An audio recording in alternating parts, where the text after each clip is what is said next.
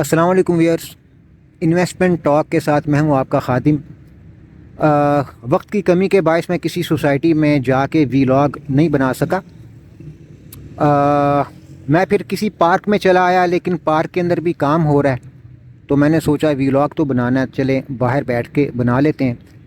پچھلے ویلاگ میں ہم نے ROI کے بارے میں بات کی تھی، اس کو سمجھنے کی کوشش کی تھی۔ اس ویلاگ میں ہم اس بات کے اوپر بحث کریں گے، اس بات کو سمجھنے کی کوشش کریں گے کہ ریئل اسٹیٹ سیکٹر میں انویسٹمنٹ کر کے کم سے کم جو ROI حاصل کرنا چاہیے وہ کتنے فیصد ہے۔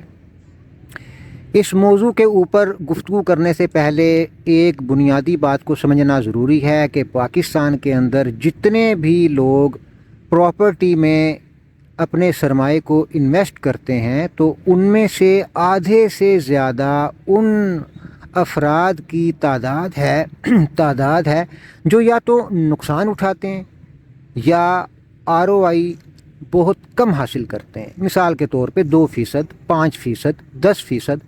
اچھا، اب انویسٹمنٹ کرنے والے لاس کیوں اٹھاتے ہیں یا کم ROI کیوں حاصل کرتے ہیں، اس کے اوپر آنے والے ویلاگس کے اندر بالتفصیل بات ہوگی۔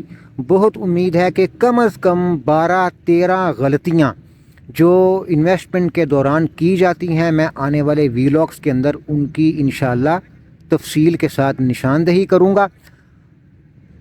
اس سلسلے میں جو پہلی بات ہے وہ یہ ہے کہ پراپرٹی بزنس میں کم سے کم ROI 15% ہونا چاہیے، یا یہ کہہ لیجئے کہ 15% سے زیادہ ROI حاصل کرنا ضروری ہے، چاہے وہ 30% ہو یا اس سے بھی زیادہ ہو، لیکن 15% سے کم ROI حاصل کرنے کی کوئی گنجائش نہیں ہے۔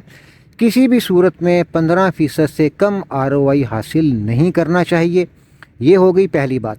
دوسری بات یہ ہے کہ اگر کوئی ریئل اسٹیٹ سیکٹر میں انویسٹ کر کے 15% سے کم ROI حاصل کرتا ہے تو اس کا مطلب کیا ہے؟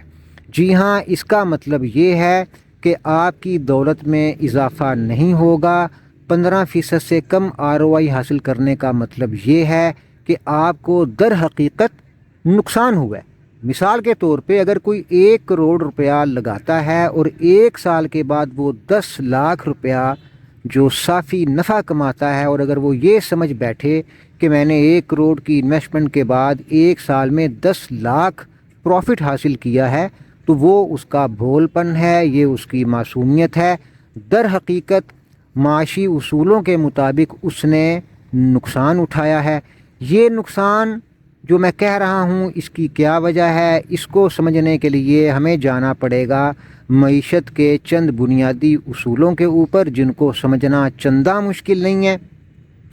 ہم نے دراصل ایسا کرتے ہوئے مہنگائی کو، انفلیشن یعنی افراط زر کو، اور جو مقامی کرنسی ہے اس کی جو ڈی ویلیویشن ہوتی ہے، روپے کی قدر میں جو کمی ہوتی ہے، اس کو ہم نظر انداز کر دیتے ہیں۔ اس کو ہم مزید تھوڑا سا سمجھ لیتے ہیں۔ بہت ہی آسان مثال ہے کہ اگر آج میرے گھر کا خرچہ 1 لاکھ روپیہ ماہانہ ہے تو یہ 1 لاکھ روپیہ ماہانہ خرچہ 3 سال کے بعد ہرگز 1 لاکھ نہیں ہوگا، چونکہ مہنگائی کی شرح کم از کم ہمیں متعین کرنی چاہیے 13%۔